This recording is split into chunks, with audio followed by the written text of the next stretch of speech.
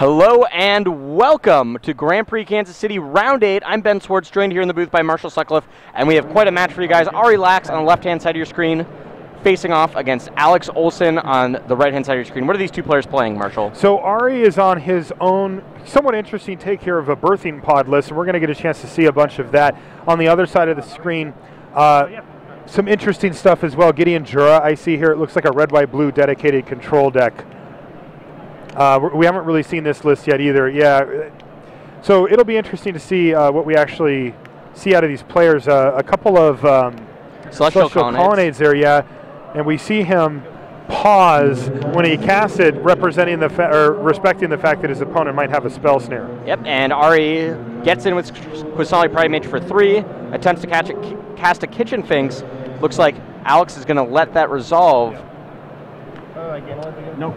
And making sure the life totals are correct. Alex at 17, Ari up to 22 after the Kitchen Finks, which gets Path to Exile in a turn. They'll allow Ari to search out a basic forest, ramping up to 4, possibly 5 mana on his following turn. Maybe. Alex Olson cracking his Arid Mesa there to go grab a Steam Vent. What? I don't know if it's good for you or not. I don't know what you're playing. Ari Lax coming off of a recent stellar finish at a GP. It was the team GP in Providence. Yep, second place finish. Yep, his team made it all the way to the finals. And he's already 7-0 here at this GP, so he's on a roll for sure. But Alex Olson is looking to put that roll to an end as he's also 7-0. And now he has Cryptic Command mana up. Ari Lax is going to be very aware of this fact, and he will not play anything that he deems essential to his game plan here. Yeah, so Ari gets in for 3, dropping Alex down to 13 life. Ari's tapping 3 mana to try to cast another Kitchen Finks. That's going to get Cryptic Commanded. Counter target spell and draw a card. No hesitation from Alex Olson there. I think he was content to counter whatever it was that Ari did on that turn, and boom! Gideon Jura, destroy target tapped creature. Wow. Gideon goes down to 4 here, but facing no opposition, except for we do know that Ari's got Zealous Conscripts in his hand. Wow. That could have. He could do a big chunk of damage here.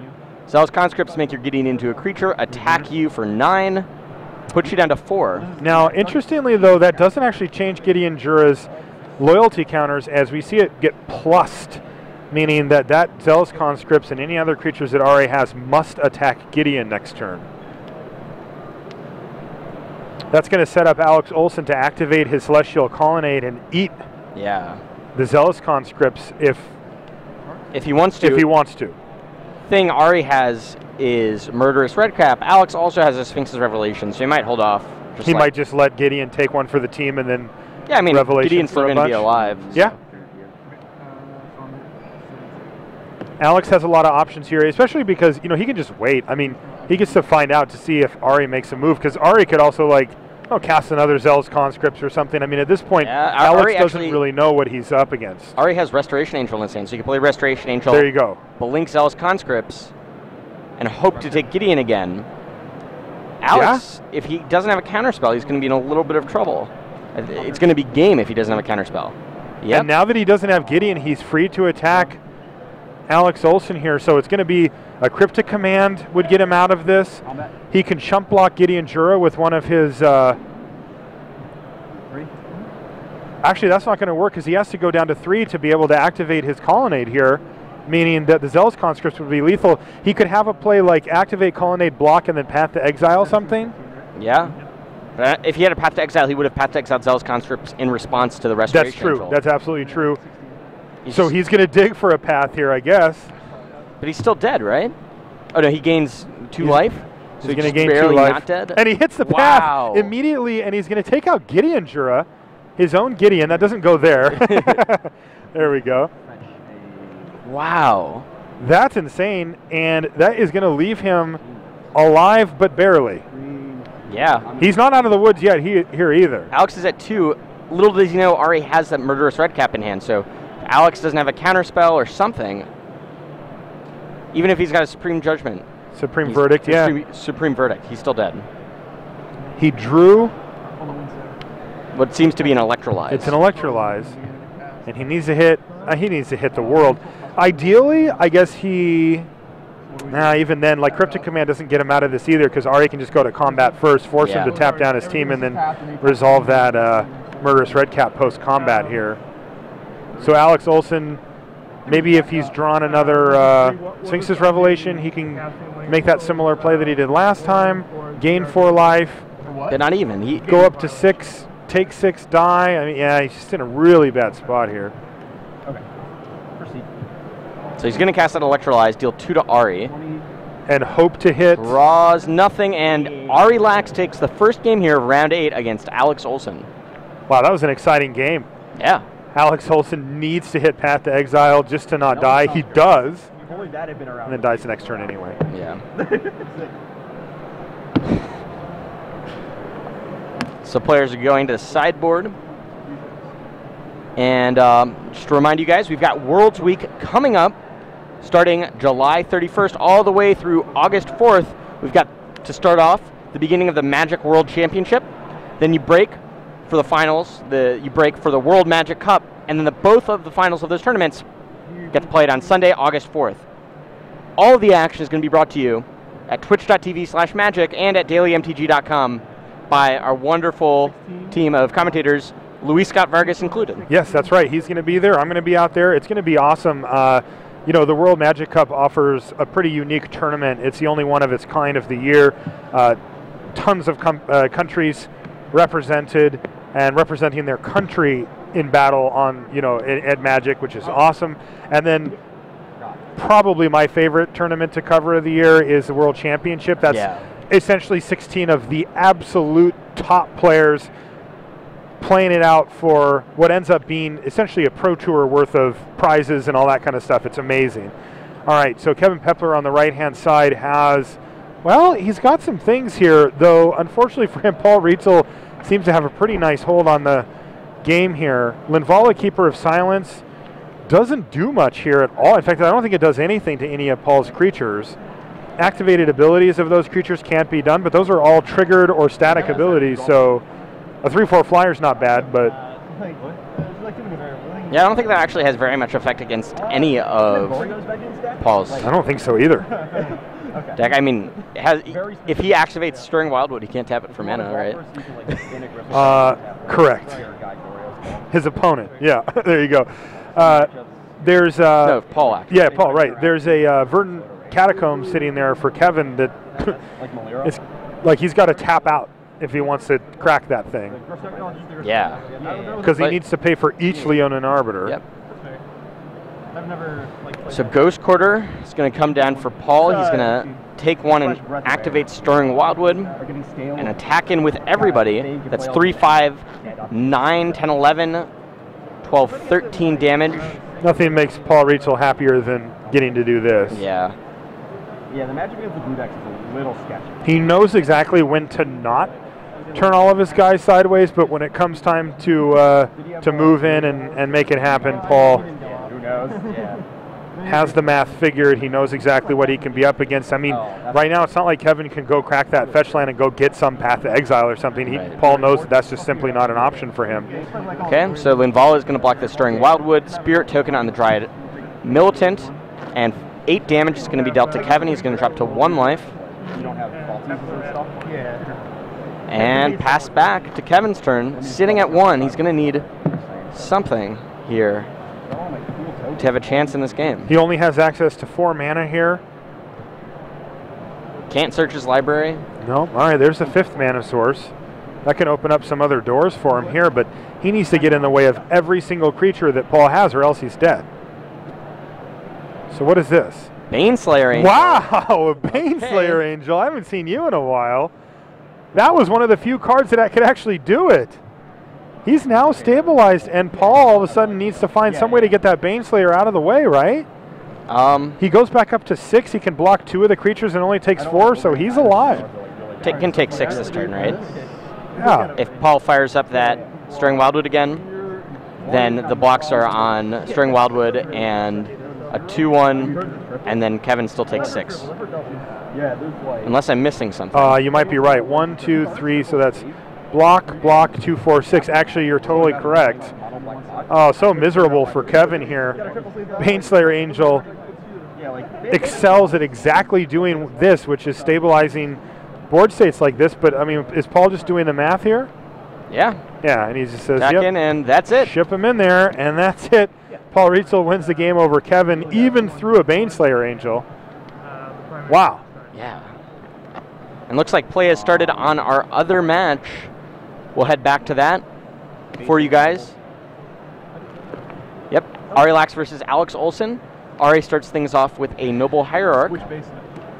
Alex quickly cracks his Arid Mesa. I had to ask a judge. We're going to see some Steam Vents Lightning Bolt, or Is It Charm, or Yeah, something something along like those that. lines. Yep, is it Charm? Maybe a Helix. Or Helix, There okay. it is. By the way, Alex Olson's deck is pretty sweet. Yeah. Those are all foil so far. I think every card in it's foil. Wow. Certainly appreciate that. It is. Turns out it is a basic. Well, unless it's one of the snow duels. Is there a card that makes All right, so stage one complete for Alex Olson. Keep Ari Lax off of infinite mana thanks to the Noble Hierarch. So let's see what he has to follow up. Well, he's got a Steam Vents and a Tarmogoyf here. Okay. Tarmogoyf's already a 3/4. putting it off the side?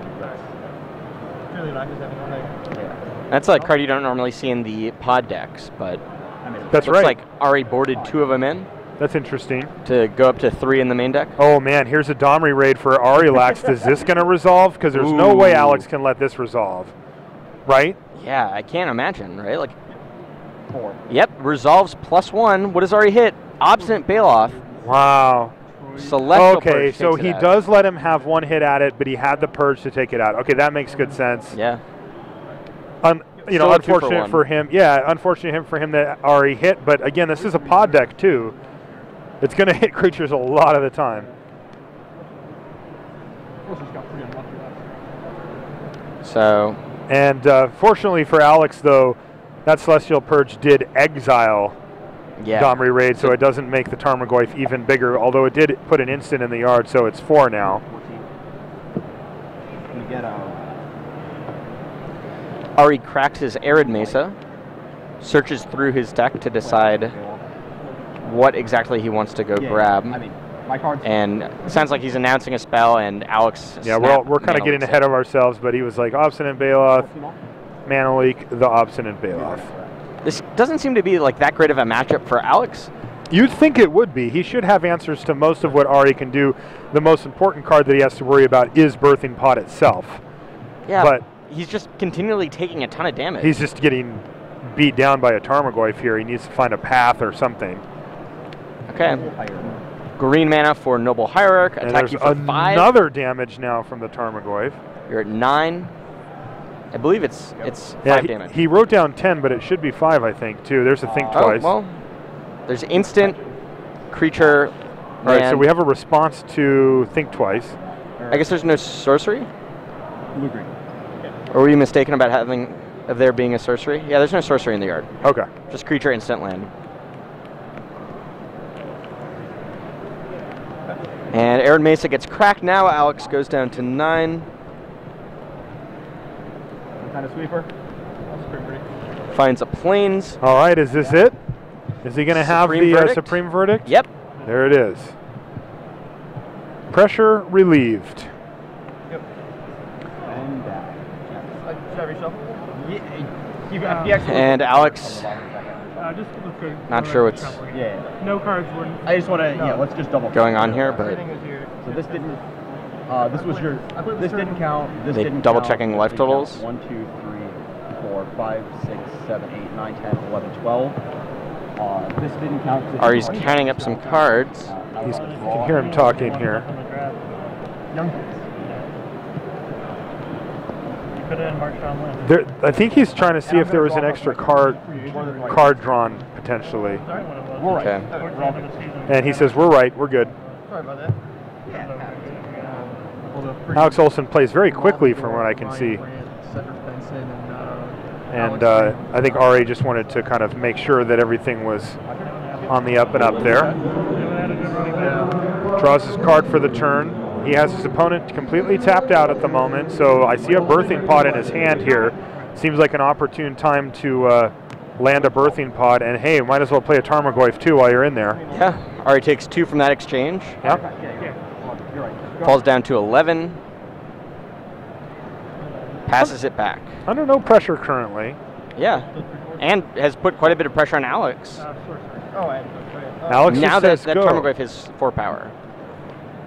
Yes, thanks to Supreme Verdict. Now Alex does have the Cryptic Command in his hand there. He also has a Shadow of Doubt, which is good against that birthing pod, or even a fetch land. So, for those that don't know, Shadow of Doubt, players can't search libraries this turn, draw a card. For blue, blue, black, black, or blue, black. Yep. There we go. We got it on the screen for you guys. Kitchen Finks comes down. Is that going to be okay by Alex? Interesting play there. Only costs 3 mana, so Alex, if he wanted to have the chance to maybe bounce that birthing pod and then counter on the way back down, he doesn't have that option. Ari's going to use his last card, Negate, to counter the Cryptic, and now Ari is going to crack his land and presumably birthing pod away that Kitchen Finks while he still has the chance. Yeah. Huh. And he can go get an Avalanche Riders. That'd be so brutal. Ooh, that would be insane. Yep, sack the Kitchen Finks. He doesn't actually lose any life in this exchange. Lose 2, gain 2. I see that. Oh, he Avalanche Riders. He's thumbing towards the top. There's a Restoration Angel. That could reset the Kitchen Finks. Or red cap you. Red cap. Put you at 3. Put you to 3. Okay. So he's basically forcing Alex to have another sweeper here. If Alex has another Supreme Verdict, he could be in decent shape. He'd be at 2 and he'd be facing down a 1-1. You got to figure he's going to have a way to deal with a 1-1 by then, but tons of pressure here and really only one way out of it I can think of. Yeah. Cryptic Command actually is another way he can get out of it. But. Well, Snapcaster Mage, Celestial Purge or Murderous Redcap, and pass it back with 1 up. So this does leave him alive. With the Path to Exile, it puts him in a much better position, but feels like there's got to be something that Birthing Pod can go get. It does feel like that. There always is. Yeah. I mean, I'm not sure exactly what's left in Ari's deck. Float a red. He does have a Phantasmal Image, so. He's floating a red mana here. That's kind of interesting. What is he doing? What is he up to here? He get punt. Oh. Use the red floating. Okay. Use the red floating. Fight your Snapcaster Mage. Domri, fight your Snapcaster Mage, and you see that Ari has expertly set it up so that even if there was a path or something involved, it was too late. That was a great play by Ari Lax, and you see him signing the mat slip 2-0. Advancing to 8-0 here. Yeah, handing Alex Olson his first loss of the day and of the event. And Ari Lax has got a pretty spicy one here, and looks like it's working quite well for him. Yeah. Undefeated with 1 round left. All I wanted was something that beat Goyfs against. And don't forget upcoming events. July 27th and 28th, Grand Prix Rimini, Magic 2014 Limited. You can watch that live on twitch.tv/magic or at dailymtg.com. You can also check out Grand Prix Calgary the same weekend. Standard format, #GP Calgary, tux coverage at dailymtg.com. Standard. All right, let's take a look at Paul Rietzl versus Kevin Peppler again. And looks kind of mirror matchy at this point, doesn't it?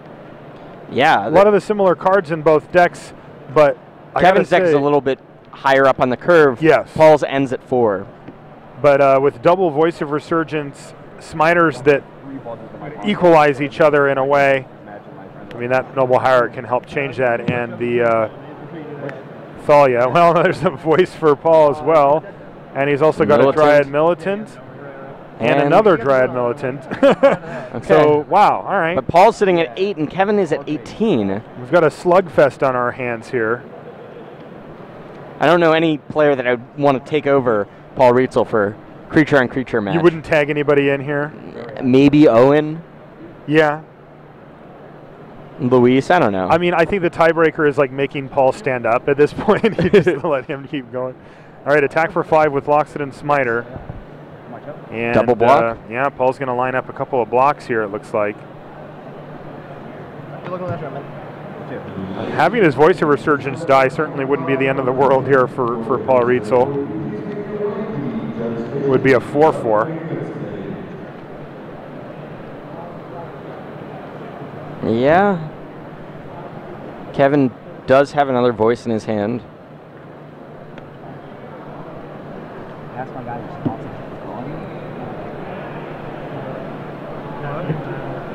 Okay, path to exile, your voice of resurgence. Paul, is he going to remember to go get a land here? Looks like he is.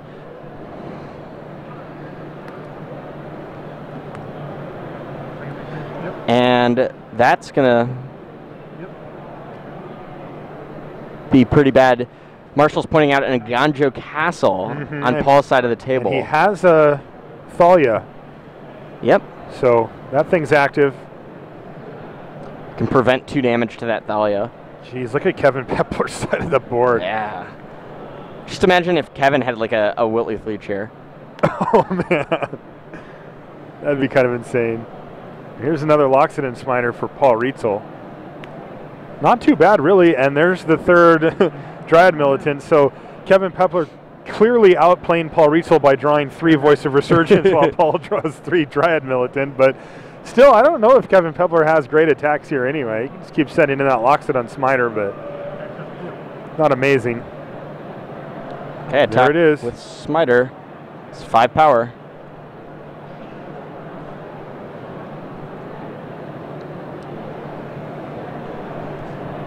Paul's in a real bad spot here, sitting at 7 life. He is. No cards in hand. 1 card in hand for Kevin Peppler.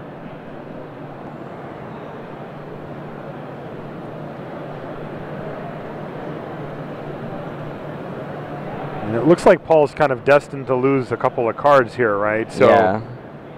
And do you put the Smiter in like 2 of the Dryad Militants on there, just to make sure that you kill his Smiter?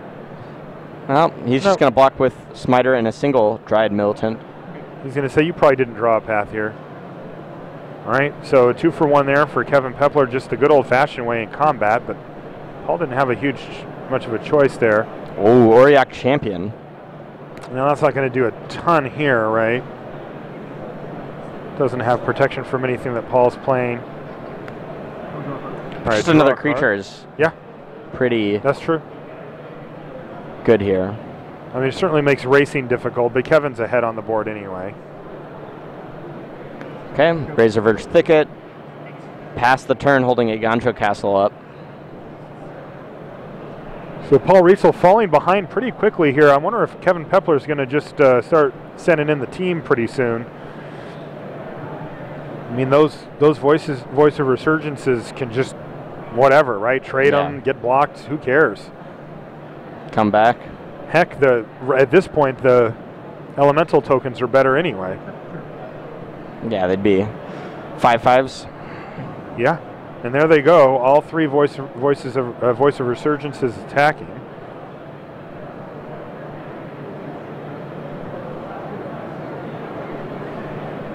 Okay, Thalia is going to block one of the voice resurgences, and Paul's happy taking 4 here and giving Kevin a 5/5.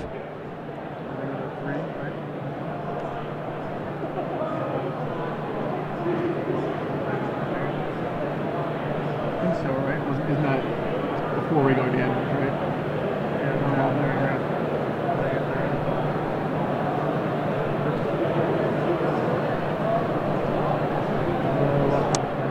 And another Smiter. Jeez. We've seen a very narrow subset of cards here out of these games. There's a Leonin Arbiter for Paul Rietzl, but it's just more dudes, right? Just more creatures being committed to the board here, and Kevin Peppler seems to be ahead there. I mean, it's not like... Now, does Kevin have the token somewhere? He should, right? It did die. It died. Unless he forgot about it. He could have forgot, or it could be off camera. So Paul's going to use Talia to block Voice Resurgence. And then double block the Loxodon Smiter. Yeah. Take 2 and go to 1.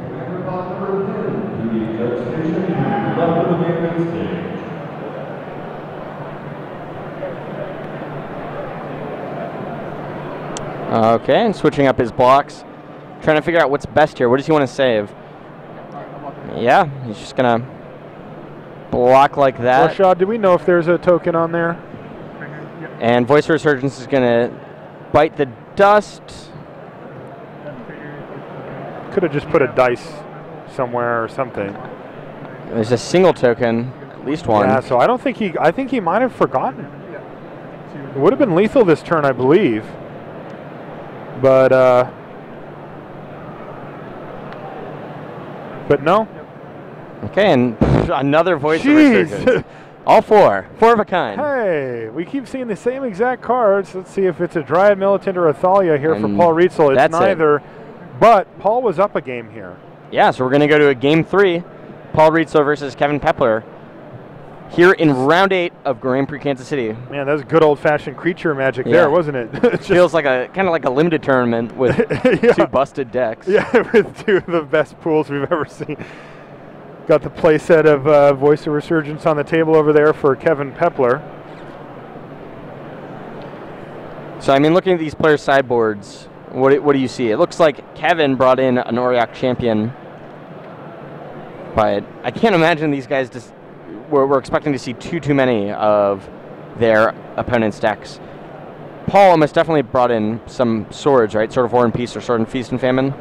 Probably both. You know, there's a lot of creatures on both sides that he can get by with those swords, and they tend to, you know, and that's interesting that you bring that up, Ben, because, you know, what we saw was kind of weird because we saw so many of the same cards over and over, but I think it's probably indicative of this matchup, which is just that, oh, there's a bunch of creatures on the ground, right? And some of them are good and some of them are great, but what does it take to break that kind of stall? Well, one of these swords does that in short order. Gives you a huge advantage. It looks like Paul did not bring in his Kitchen Finks. He's sideboarding now, double-checking his sideboard. Interesting. I mean, Kitchen Finks generally very good in ground creature fights. Bolsters your life total for any type of racing or combat math, and just trades and trades again, or can attack and be like, yeah, trade it off, whatever, repeatedly. Yeah. Well, no changes to either player's sideboard. They're going to shuffle up both of these nice green sleeves with their green-white decks. The good news is I get to go first. And head to a third and final game of the penultimate round, Grand Prix Kansas City. Both of these players are fighting to stay undefeated here and put themselves in a great position moving forward into the tournament. There's one more round today. If they can finish the day 1 8-0, it puts a top 8 in sight. You know, that's absolutely possible from that point. And at that point, you just hope to continue the solid play that you displayed on day 1. If you enter at X1 or X2, well, you got to have a few things go right for you in day 2 to make the top 8. So make no mistake, this is a very important match for both players. Both of these guys are going to be in day 2. They already know that. So that pressure is relieved, and they're not worrying about that anymore. Now they're refocusing on making a deep run in the tournament and putting themselves in the best position possible to make it to the top 8.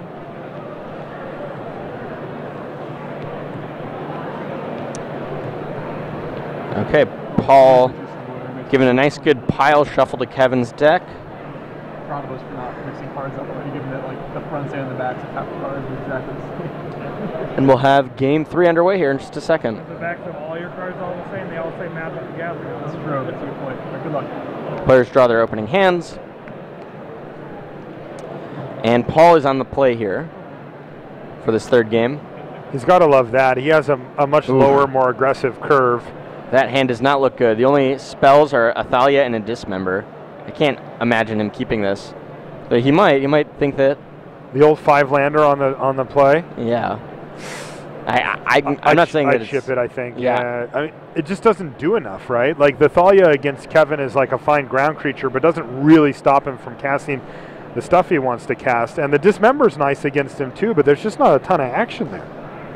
Yeah. Maybe if that Thalia were a Voice Resurgence, might be a little closer, but Who do you think is the aggressor in this matchup and Paul. who's trying to hold people back? I mean, it depends on how Kevin boarded, but we saw like Baneslayer Angel, Linvala out of Kevin's deck, right? Like, and the fact bigger. and the fact that Paul's on the play this game.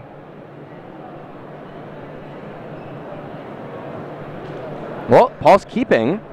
All right. Razorverge Thicket, go. All right, so you just got to draw a bunch of spells.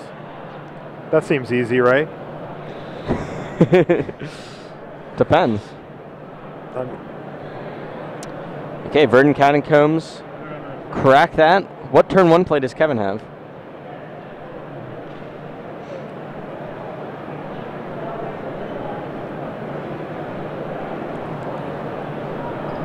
He's going to go get Temple Garden untapped.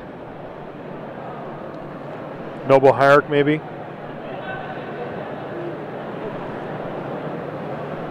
That's probably one of his better turn 1 plays, right? He's got Noble Hierarch and Birds of Paradise. It is one of the better turn 1 plays for sure. It's also excellent in this matchup as it makes his mirrored creatures slightly bigger when they're attacking. Yeah. Oh, Birds of Paradise. It's a birds though. Okay. And a turn Dismember that. Yeah, Paul Rietzl wastes no time taking down that Birds of Paradise. Paul draw a spell. Yeah, he drew a Dryad Militant. Okay. So you think he just leads things off with the Thalia here, though? Yeah. There it is. Thalia, go.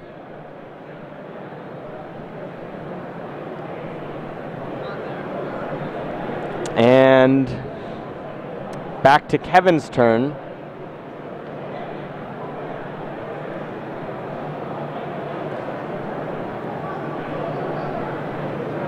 Kevin trying to figure out which of his lands he wants to play.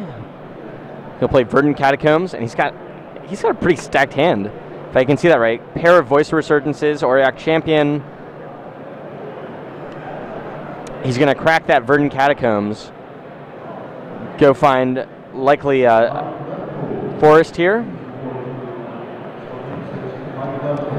Cast one of those Voice Resurgences. Yeah, start getting that train going, because and one thing that's really great about Voice of Resurgence, especially in matchups like this, is that it plays defense or offense as you need. I mean, Paul doesn't want to let those things die that often. Oh, he's got a path? Wow. All right. Thinning out Paul's deck for him? A little bit, yeah. I mean, paths, Paul's got to feel like that's pretty okay for him. I mean, kind of not really, right? I mean, Paul's only other spell is that Dryad Militant. But, I mean, he's not facing any pressure here, so that's nice. That is true, though, that a lot of times you get excited when somebody plays Path on your 2-drop because you get to untap and play a 4, but Paul doesn't have that. So unless he top decks here. Does he even have any 4s? Yeah, he's got Wiltleaf Liege. There you go. He draws Voice of Resurgence, so you can play both Voice of Resurgence and that Dryad Militant. All right. Things are moving forward here for Paul Rietzl.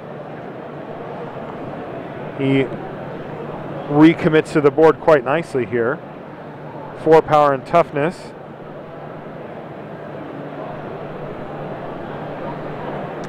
And then we'll play a tapped land. Kevin going to cast a Birds of Paradise and pass it back. All right, so an unimpressive turn from Kevin Peppler.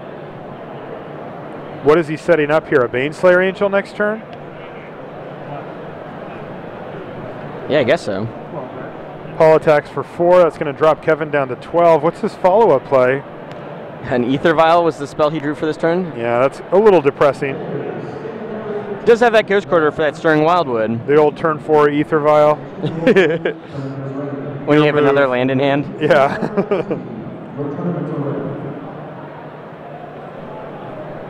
Yep, playing Aether Vial in your deck can make some really interesting, awesome interactions happen, but it does not come And Baneslayer Angel comes without down. downsides. And there it was, the Baneslayer Angel. That was one of the only things that really made sense, since he could have played a Voice of Resurgence last turn.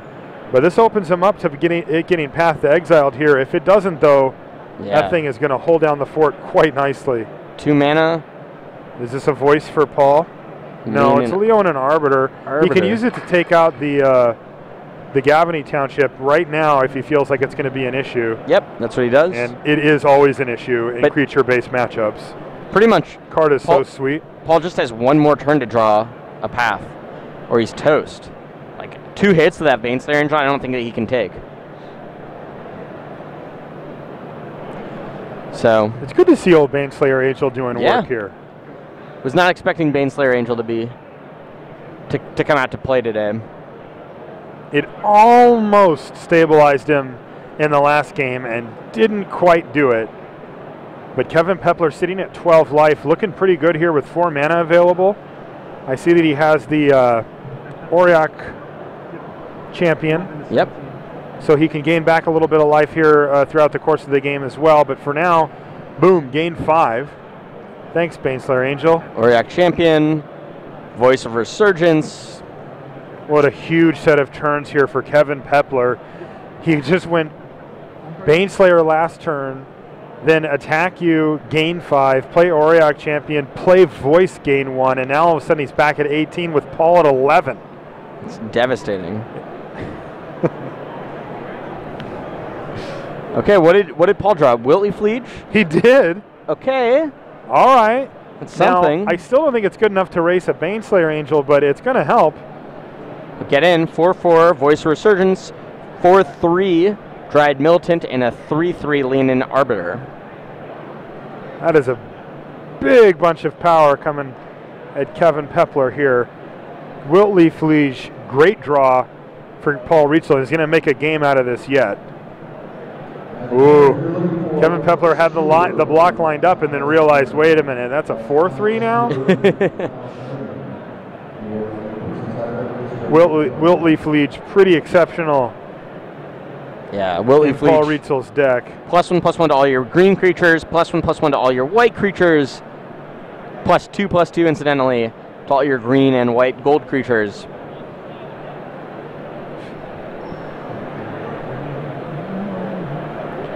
So Kevin's going to chump with the Voice. He'll get a 4/4.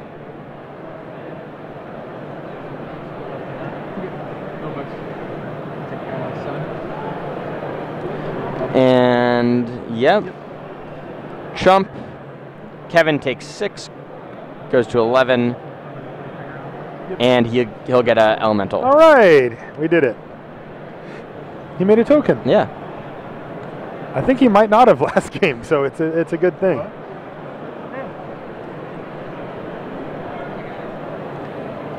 All right, so can Kevin Peppler keep on adding to his board here? Because if he does, he's going to be able to just race straight up thanks to the life gain from Baneslayer Angel and Auriok Champion.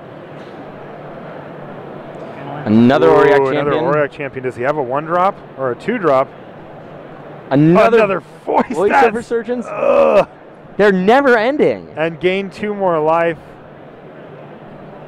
And increase the size of the other voice of the token from Voice of Resurgence all the way up to 6/6. I don't see Paul winning this one. I don't either. Well, there's a Horizon Canopy. Okay. Now, if Paul finds a Path to Exile and takes care of that Baneslayer, his chances actually get pretty decent here because he's got the ground locked up nicely. But it's a desperate situation to try to find something to either block that Baneslayer or kill it. Ghost Quarter, you're stirring Wildwood. Okay. It's not really going to do it. Okay. Kevin has a lot of things to just win this turn. 5. If he's a Noble Hierarch, he just wins. Yeah. But even if he doesn't, he's just going to bash in with his 6/6 Elemental and Baneslayer Angel. So Rietzl's going to probably block with his Voice of Resurgence. Here, Chump. on the elemental, or do you think he's going to double block? Maybe you double block with the Dried Militant and the Voice of Resurgence? Yeah, that probably makes sense. That way only one thing's dying, right? Yeah, and you get to kill his guy. I like that. I mean, you could also block with the Lean-In Arbiter and the Voice of Resurgence. Keep his 4 power guy. It's probably a little better.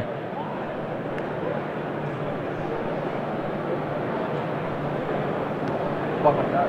Yep, that's exactly what he does. What is this? Oh, he has an Aven Mind Sensor to flash in at instant speed, which is going to make his Voice of Resurgence token 1 bigger. Ugh. Man, that's game, right? He's got 7 power in the air. Paul, no cards in hand. That's it. Well, no, Paul gets a draw step here, right?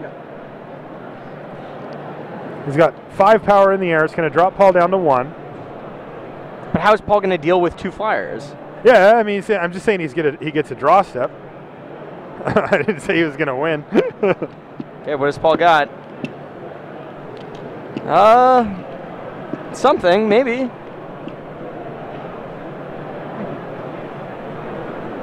Kevin Peppler sitting at 27 life, so out of range for any type of Alpha Strike or anything remotely close.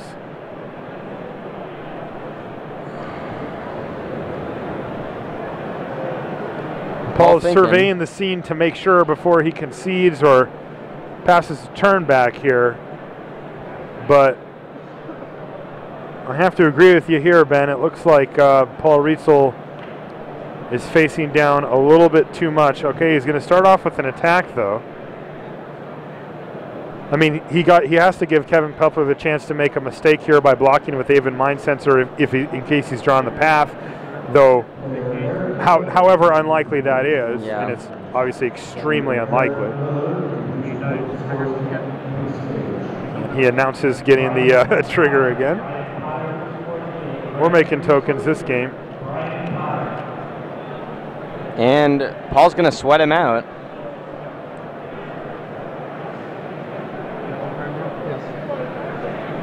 And Kevin attacks with the flyers. And that's it.